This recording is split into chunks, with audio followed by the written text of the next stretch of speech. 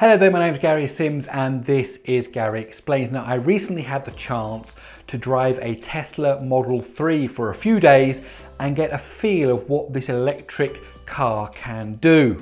Now, obviously the Tesla Model 3 has very much been in the news. Elon Musk is often in the news, but I wanted just to take the car, regardless of its pedigree, regardless of where it came from, and just drive it and see what it's like. So if you want to find out more about the Tesla Model 3, please let me explain. Okay, so first of all, this is an electric car. It doesn't have a diesel or a gasoline engine. You have to charge it up. It's got huge batteries kind of in the base of the car, and you kind of just drive it like a normal car, but it's also got some really advanced, sophisticated driver assistive technology, more than your normal kind of cruise control that you might find in a normal road car. And I've really been playing with all of that, and I wanted to see what it was like to kind of drive long distance, what it was like doing the supercharging and things like that. So first of all, a few interesting things. This of course is a 5-seat car. It's got 8 airbags. You can get it in all kinds of different kind of setups. You know, the one I had leather seats, and you know, then there's the big console in the middle that's kind of got all of the maps and all the functions that you can do on the car in the middle of it. And it's pretty quick. In fact, it will do 0 to 60 miles an hour in about 5.5 seconds. And I often caught my passengers out with that. It's true. For now, geez. Even just like a little bit. It's like crazy. Wow. Gosh. Now, I was driving the long range version, which means it can do about 310 miles. So the first thing, of course, is charging. So let me show you how easy it is to charge up a Tesla Model 3 at a supercharging station. Okay, so here we are, my first attempt at charging. There's a petrol pump, gasoline pump thing here. That pops open there. And that's gone in there. And that light's now flashing green.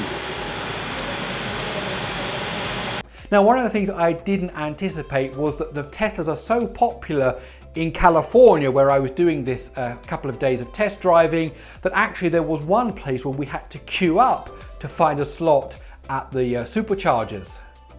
So we're at a charging station, a supercharger, and there is a very long queue just to charge a car. So there's like 6 superchargers and there's like 7 Teslas in front of us. Now, thankfully, the console with all the maps and the navigation does have a way of telling you which superchargers are free and which superchargers are busy. If I wanted to know where the nearest charging is, I hit this button here and it now lists them all to me here. And also it tells me how many people there are there. So if we hit the one we're at now, it tells 1 of 10 stalls available. So that saves you from going to a place that's already full, which is the mistake we made earlier when we went to a charging station and it was already full. So that's really useful. So if we'd have gone over there, look, there are 5 of 12 stalls available. So that would have been better. So of course, one of the interesting questions is how long does it take to charge up? And of course, that depends on how flat your battery is and how much you are charging it. Like a mobile phone, the car charges quite quickly up to about 80%, and then from 80% to 100 it can take longer. So often if you wanted to get up to that 80% range, that would take certainly under an hour. If you wanted to kind of go from fairly empty all the way right up to full, then that might be more, maybe an hour, 20 minutes, maybe an hour and a half, something like that. In terms of the range, I actually found that the prediction on the console about how many more miles you can do was fairly accurate. And when you actually plan a trip, you can say, I want to go to this place, and it will tell you how much battery you'll have left when you get there and how much battery you'll have left if you go there and then do a return journey. So it does kind of offer you this real sort of assurance that actually you're not going to get stuck in the middle of nowhere with no way of charging the battery. Of course, you can also charge the battery in other ways other than just the supercharger. There's a charger that comes with the car that you can just plug into the mains, and that trickle charges and takes sort of overnight to charge it. But that's good if you've got it parked at your house. You don't need to always keep going to a supercharger. And the car itself has some technologies that allow you to charge it while you're driving, not by very much, but kind of trying to eke out that last little bit of energy. For example, when you put your foot on the brake, that braking motion will actually be used to kind of drive an internal dynamo to kind of charge up the battery. And I found the same thing if I was going downhill, actually the car was charging because of course it was going downhill with momentum and gravity working, and it didn't need to use electric motor at all. In fact, it was trying to keep within a certain speed, and it would use that extra energy to charge up the battery. And there's a little indicator on the console that tells you whether you're using energy or actually charging. Now, of course, the Tesla Model 3 has been very much in the news because of its different technologies that come with it. Now, there are really three kind of driver assistance that you get with this thing. The first is an advanced cruise control that can do braking and accelerating. The second is the kind of auto steer, which means the car will stay in the lane. If you're on a freeway, if you're on a kind of a busy road, it will just keep you in that lane. And the third is the auto lane changing option. Now, I must say that the advanced cruise control is an absolute joy to use.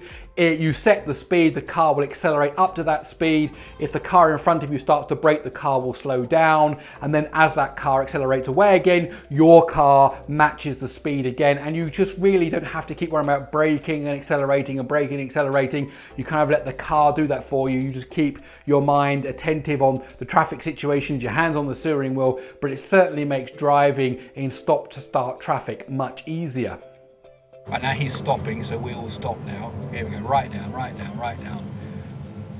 There we go, 10 miles an hour, 8, 9, 7, we've come to almost stop. Nice. Fantastic. And we're pulling away again. Oh, this is just so easy to drive like this.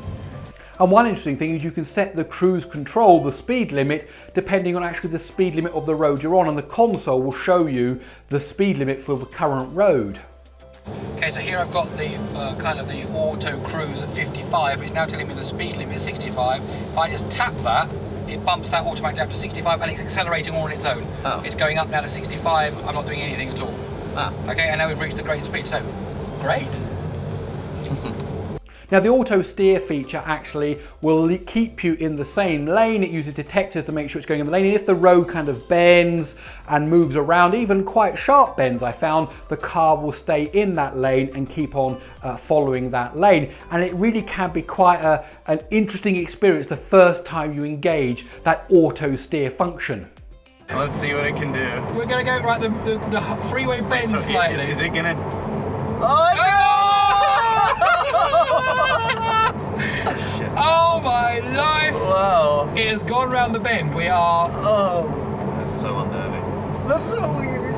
Oh my Okay. God. Wait, did the steering wheel turn? Yeah, Or- the steering wheel turned, yeah. I can feel it turning in my Oh hands. my gosh. And then, of course, there is the lane changing ability, and how that works is you're in auto steer, you're going along, your speed is set, and then you, as the driver, you are aware of your surroundings, you use the indicator to say you want to move to a different lane, and then the car, if it agrees that there is a space for it to move in, it will automatically move over into that next lane without you having to move the steering wheel. And then once you get into that lane, it cancels the indicator signal and it maintains the speed that you had previously set. Now, it's really important to know this is not a fully autonomous driving system. For example, it has no traffic awareness about it. So if you are following another car and then that car goes through a traffic light and then the traffic light changes to red, the Tesla won't stop. You need to actually stop the car because it doesn't know anything about traffic lights. And I also had an interesting experience where a car was joining the freeway to the right of me and the Tesla wasn't really aware that it was there. And well, you can see now what happened. Oh, this is... What's this guy? This is bad. Oh.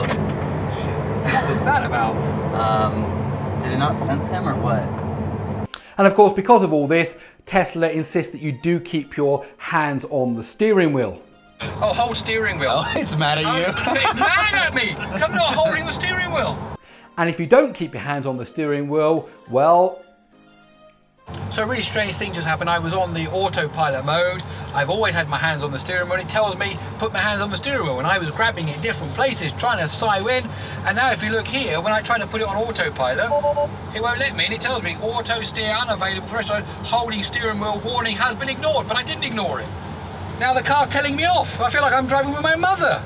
Now, another interesting thing about the internal design of the car is that the buttons for the electric windows and the button to open the door look very similar. They are in different places, but actually the first time you get into the car, you might not be quite sure. Electric windows. They go up. Oh. Open the door.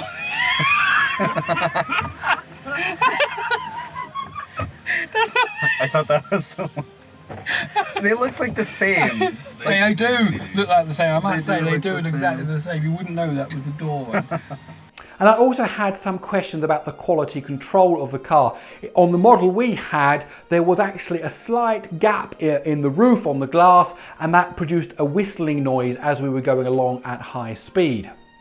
And it's also worth mentioning that Elon Musk does like his Easter eggs, and the Model 3 that we were driving with the firmware that it had included a kind of Christmas mode. Ho ho ho. Don't ask me why, but you can turn on Santa mode.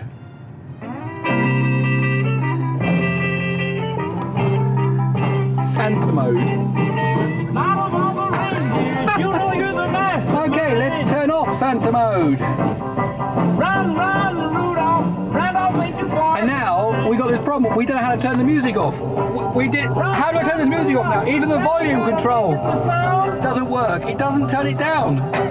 I'm stuck in Santa mode permanently. So overall, what would I say? First of all, as a car, I loved driving it. It was responsive. The interior was nice. The engine was very powerful. It had speed. It was easy to park. You had all the normal kind of sensors and rear cameras for reversing in and all that kind of stuff.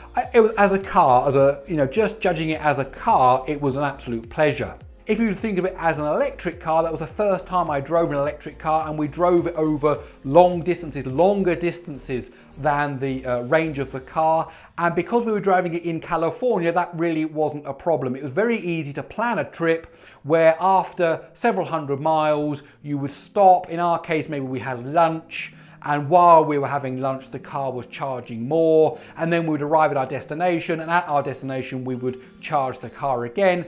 And although we had to plan, we actually did have to say, where we're going, when we're going to stop. If you do that, traveling long distance wasn't a problem.